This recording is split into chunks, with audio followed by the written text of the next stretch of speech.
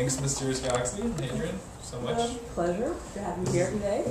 Great store. I read at the San Diego Mothership. Although this is bigger than San Diego, so Yes. this is the Mothership now. I read there 2 years ago, and had probably the most informed audience in terms of science fiction, for sure, that I've ever talked to. It was no pressure, but it was a very, very, I felt out of my league in terms of people were asking me questions. So I hope you will go easier on me. But yeah, this is the last reading on the tour proper. So I have hopefully gotten a little better at it. This is the new book, Sorry Please Thank You. It's a short story collection, and it's a bunch of different stuff. Some of them are science fiction, some of them are something borderline science fiction, not science fiction, and some of them are just not science fiction at all. So I'll kind of give you a little taste of 3 different ones tonight. And then maybe take questions if there are questions, but this feels so intimate, so it's kind of weird to read to you all. I'll just pretend we're sitting in my living room.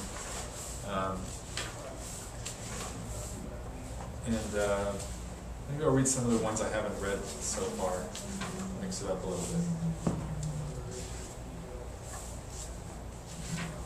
I was early to this reading. I was 45 minutes late to a reading in Boston, which was very stressful.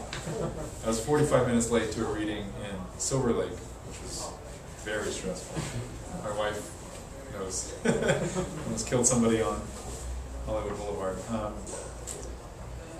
Okay, so let's try something different. No, let's try the same. Okay, let's try. We're going to start off with a zombie story. A little bit of it. This is called First Person Shooter. Janine is on line 4. There's a finger in housewares. I don't ask what she means, because I can't think of anything funny to say. Because I can never think of anything when I'm talking to Janine. Because I'm in love with her. I tell her I'll check it out, and I hang up the phone. The whole way over to home and bath, I'm just repeating to myself, under my breath, stupid, stupid, stupid, stupid, stupid dummy. The only thing that makes me feel better is that none of this really matters, since I don't have a chance in hell with her anyway.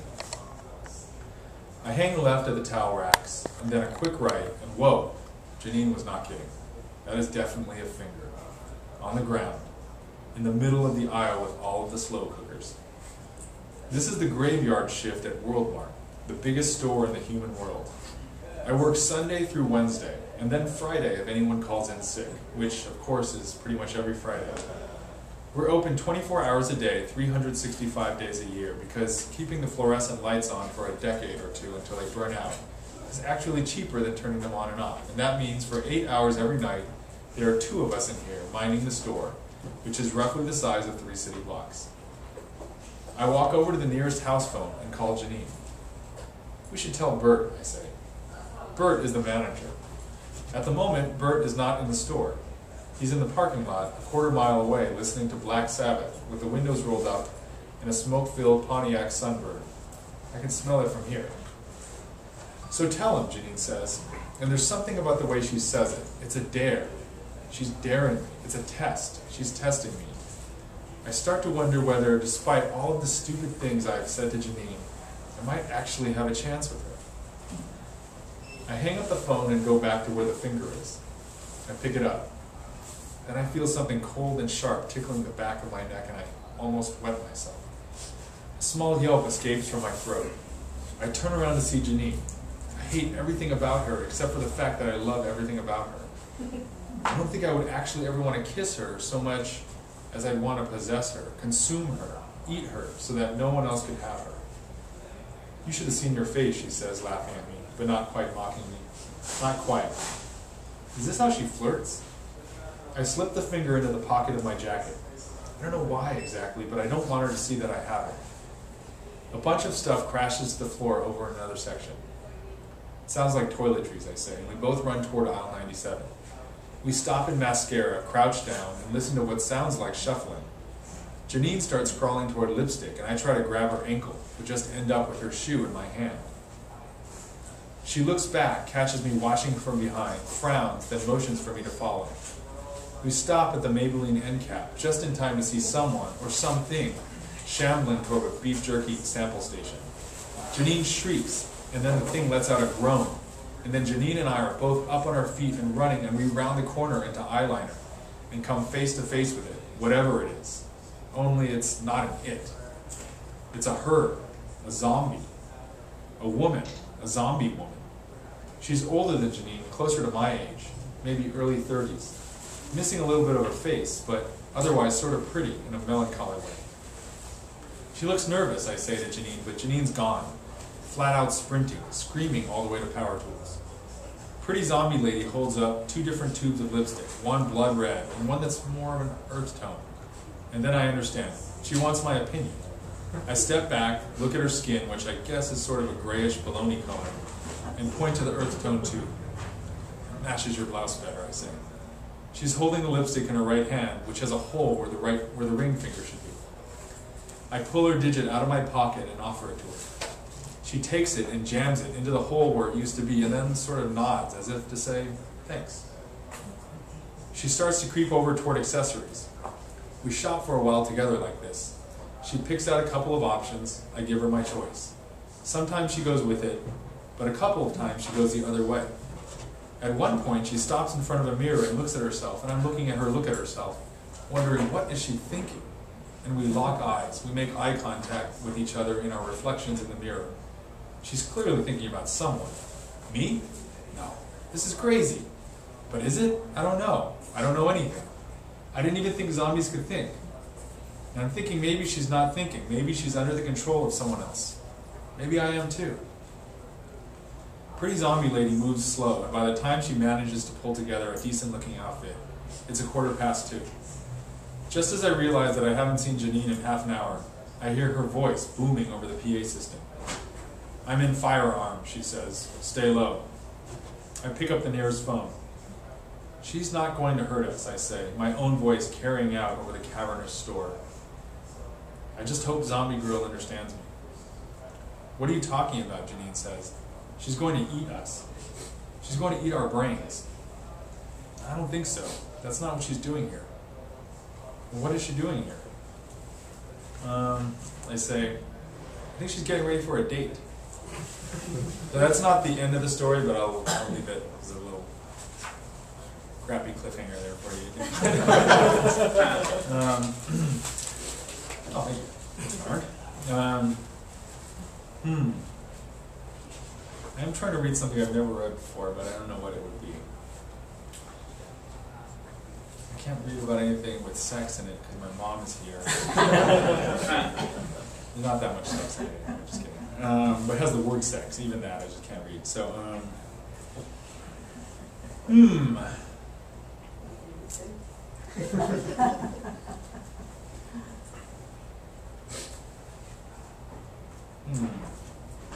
All right. I'll try a little bit of open. Try this one. This is a story about a relationship takes a weird turn. Samantha discovered it first. I don't know exactly how it started. Just that I came home in the middle of the day, and Samantha was standing there in front of the couch, and she actually jumped when I came through the door. I'm not sure why, but that bothered me. Maybe because I've always sort of suspected that people are only jumpy when they have something to hide. And I was so much in my own head about being annoyed at Samantha that it took me a second to notice what she was looking at, which was a huge word right in the center of the room. We need to talk about that, I said. Why? Why do we always have to talk everything to death? She said. The word door is floating in the middle of our apartment.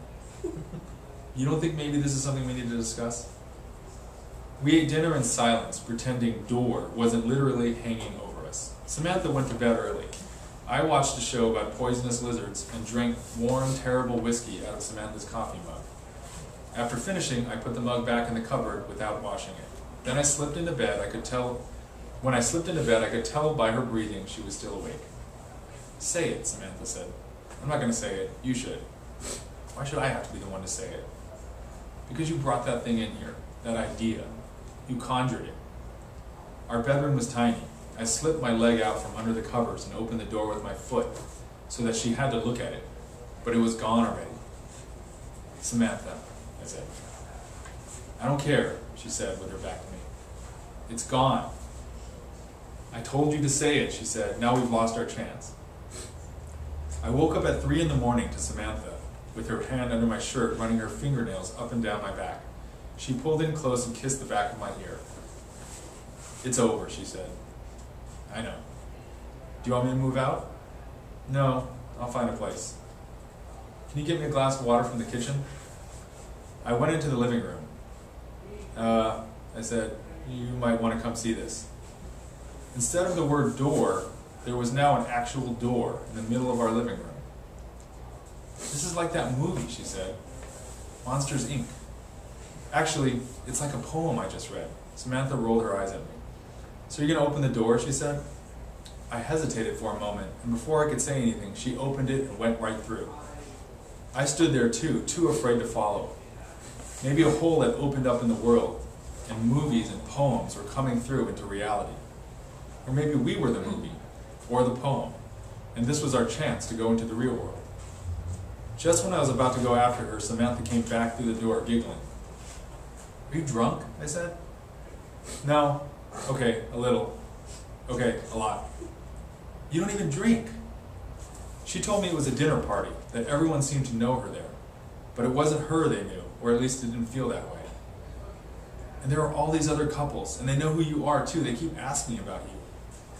That's swinging. You're talking about us becoming swingers. Ew, gross. No, it's not that at all. Then what kind of party was it? People know us. They like us. Not us exactly. It's hard to explain. You just have to come see for yourself. It was us, but we were performing. I could feel myself not quite being myself, but a little better, wittier, like I was doing everything for the benefit of someone else. When I would talk to Samantha, it was like we were speaking lines, as if someone were watching and we were trying to give off an impression. And the impression we were giving off was that we were happy and in love, and that we flirted with each other and made each other laugh all the time. At one point during the party, I put my hand on the small of Samantha's back and whispered in her ear, I love you. And it felt so natural, and that I felt like I really did. And it didn't matter that I never did things like that back on the other side of the door. But it wasn't us. I had never put my hand on the small of her back. I didn't even like that phrase, small of her back. And even as I was doing it, I felt more like I was, quote, putting my hand on the small of her back than actually doing it. It was a gesture more than an action. And I was not actually doing it because I wanted to touch Samantha. I was doing it just so that I could feel myself doing it. So other people could see that we were the kind of couple that showed each other affection in this way. So that's not the end of that story either, but that's my little bit of advertising. The last bit I have read before at readings, and I've also read on the radio, but I don't know if you've heard it because it was radio in New York, so probably not. Also a podcast called The Dinner Party, which is a cool podcast. So I read part of this on those. Maybe I'll read the whole thing. I don't know. It's really short. I think I'll read the whole thing. All right, here we go. This is Sorry, Please, Thank You. It's the title story of this collection.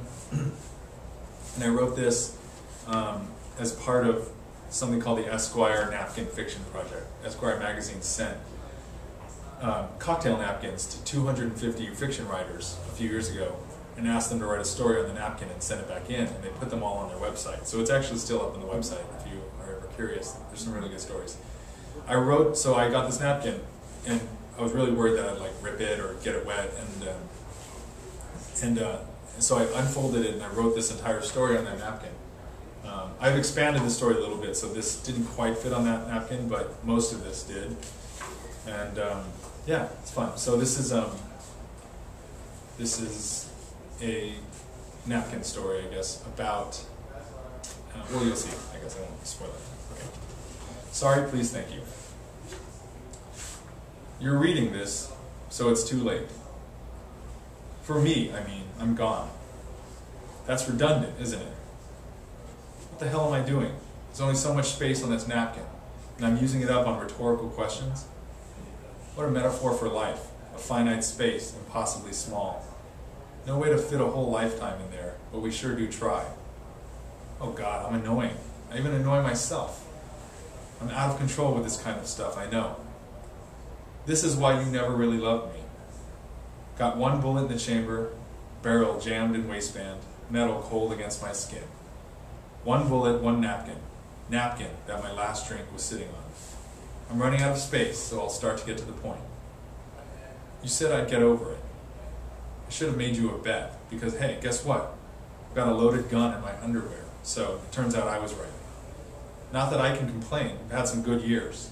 My life, in a nutshell. 0 to 8 years, happy, no reason.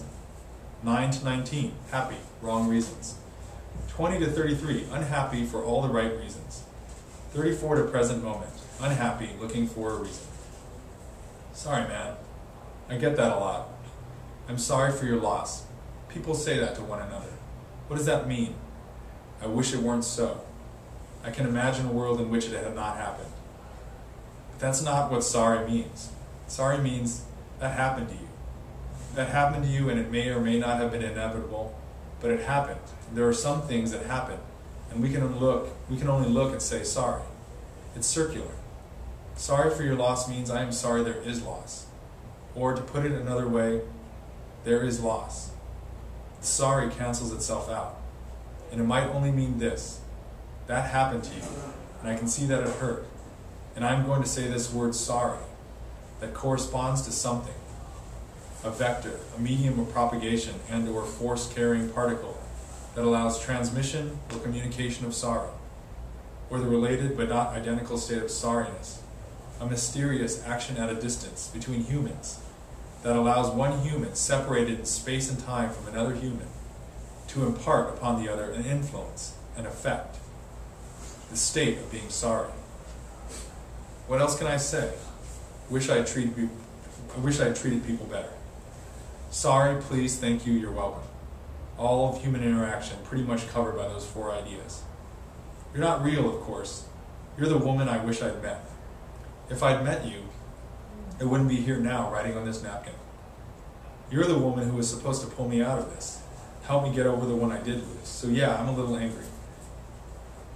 How does a perfectly average-looking guy like me end up so unfathomably lonely by the age of 41? It's the day after Christmas. I got one present this year from my Uncle Jim, the widower, a card and a $10 bill. It's fixed income. It's best he can do. He's in assisted living. He stares out the window all day. Every year, same gift. I'm a grown man now, but I'm his only nephew, and he's my only family. I'm leaving it on the bar as a tip. The card I'm keeping. Sorry, get well, congratulations. Happy belated. Miss you. Just because. The fundamentals, the basics, all right there in your drugstore, the greeting card rack. If you'd only said it, if you'd only had one more chance to say it, if someone had said to me, any of it, I hope you read this, whoever you are, and imagine that there is a hypothetical person out there who needs your love, has been waiting silently, patiently, for it all his life, is flawed and downright ugly at times, and yet would have just eaten up any tiny bit of attention you have been willing to give, had you ever stopped your own happy life to notice. And then imagine that this hypothetical person is real, because he probably is. I guess that's all. Here I was worrying about space, and now I've run out of things to say. I wish I knew a joke to insert here. The card says, for my nephew in cursive. There's no joke inside. The cursive just breaks my heart. Wish I had met you. Wish I wasn't your hypothetical. But you're reading this, which means a few minutes ago I went into that bathroom and pulled that trigger. You probably heard it. Sorry. You're welcome. Thank you. And please, please, please, please, please, please, please, please.